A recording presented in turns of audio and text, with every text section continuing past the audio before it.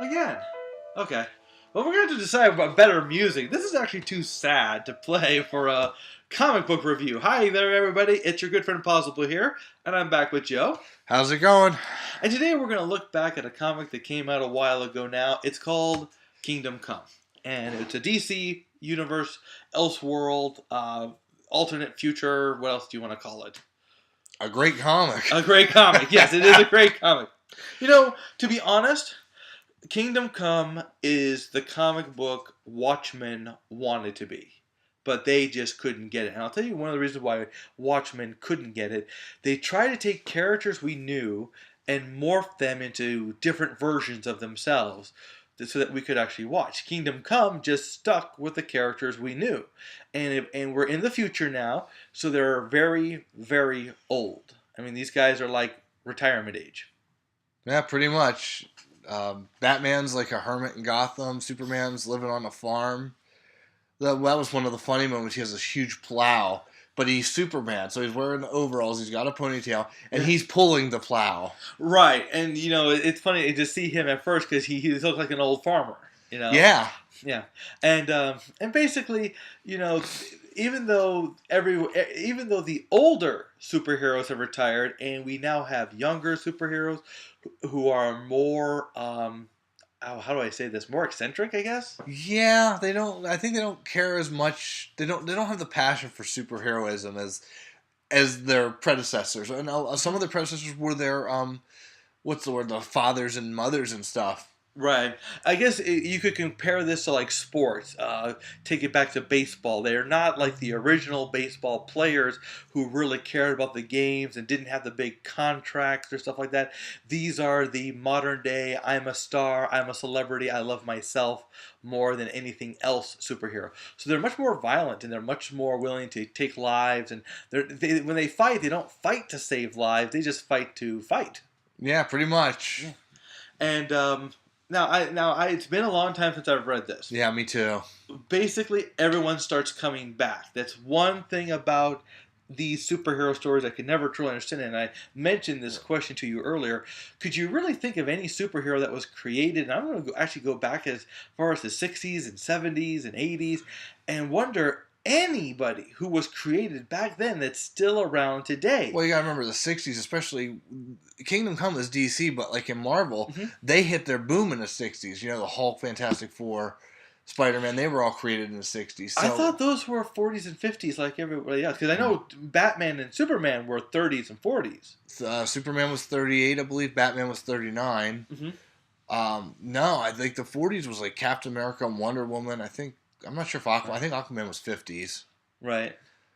But still, I mean, we basically have this baseline of, and it doesn't matter if you're talking DC or Marvel, you have this baseline of heroes that you always got to come back to because they're the ones everybody knows. Right.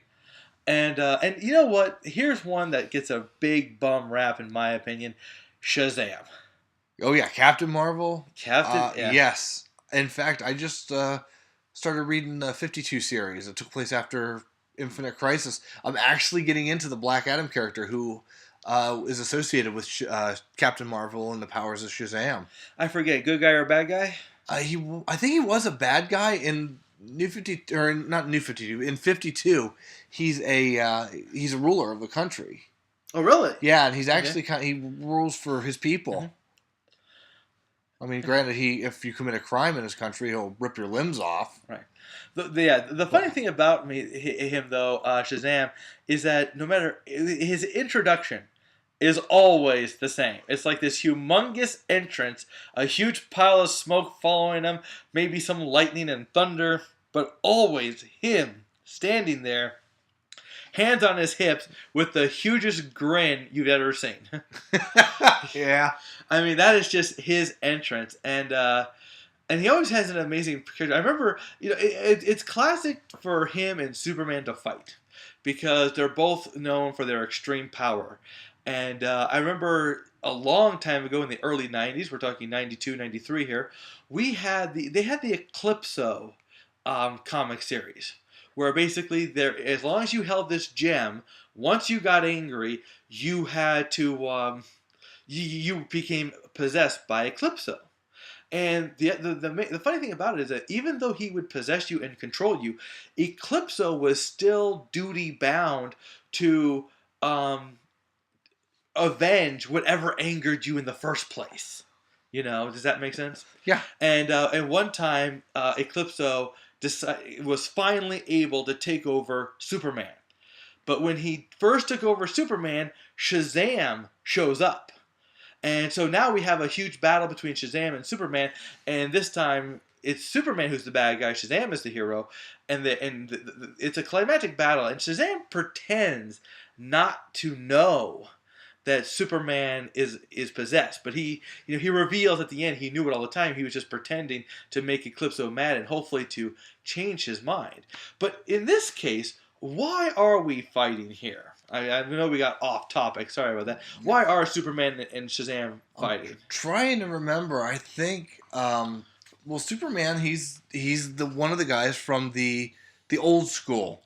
Shazam at this point, I believe, is working for Lex Luthor, and I forget what prompts them to actually start battling. But yeah, they have a really cool battle, I think, in the end of the book. Yes, the battle is one of the climactic ones. It's one for the ages. I'm actually flipping through the book right now. Right, 165, I believe the page is. Mm-hmm. Let me see down at the bottom there. 168. 168. That's probably one of my favorite scenes, because as the battle is going on between the new Brood, I guess it is, and the Superman's groups, whatever you want to call them, the third group led by Batman comes in. And that's just I love that shot. The art on this one is done by, I believe, Alex Ross. Alex Ross, one of the best comic book artists, I think. I really like his work. The book itself is written by Mark Waid, another guy. Is it Mark Waid that writes the book? Yes. Yes. I really like his work as well. He's one of my top guys. It is actually funny to see Batman coming into battle, because before you see him, he is all like bandaged up. He's got an exoskeleton because of all the years of fighting and just getting the snot kicked out of him. It's kind of like what you saw on Dark Knight Rises. If you saw that movie, you saw a very weakened Batman. I'll tell you one thing I did not like about Dark Knight Rises, but I do give them credit to kind of hiding it. You got the impression that Batman was done, that he never went out anymore. Now, the thing Gordon Levitt's character said was there has been no confirmed sighting of Batman for a long time. So you would imagine he came out, but eventually you get the impression he gave up the mantle eventually. And believe me, Bruce Wayne, never in a million years would he ever give up the mantle. Now, the next part we want to talk about is the end. So this is the big spoiler alert part. Also, one quick thing about it. Obviously, because we're approaching the end of all of this with superheroes in retirement and everything, you can imagine that there's still a lot of superhero fanfare all over the place. So Planet Hollywood is now Planet Krypton. Right. And you have Wonder Woman, Aquaman, Green Lantern serving everybody because it's a costume place, Right. In some ways, superheroes... I was talking to Joe about this before, and one of the things we compared the characters in this to baseball players. If you remember the old baseball players like Babe Ruth and Lou Gehrig and the like, who played for the love of the game, for the love of the sport, that was one group. And now you've got these fancy flyers who really are all about ego and stuff like that. But the best part about it is the ending, and we're going to get to the spoilers right now. We're not going to tell you how exactly it ends, but we want to give you the idea that this is definitely one of the biggest, happiest endings of them all. And you really get the impression that it is the end, Like this is their real last hurrah. One of the biggest changes that they made that I found very impressive was that superheroes and people with powers and all that were starting to remove the masks. Yeah. And they weren't going to use violence. They weren't going to use their powers to stop things. They were going to use negotiation and understanding to bring people together again. I think Batman had like one of the biggest changes at the end of the book, because he took his Wayne Manor. Wayne Manor was destroyed at one point. Batman, like I said, he was the refuge or whatever. What's that? We're hermit. Basically recluse. That's what I'm looking for. Yeah, recluse. In the Batcave, he never rebuilt the mansion. So after the events of Kingdom Come, he rebuilds the mansion to take care of all the broken and battered heroes. And he's no longer in black. Now he's in white.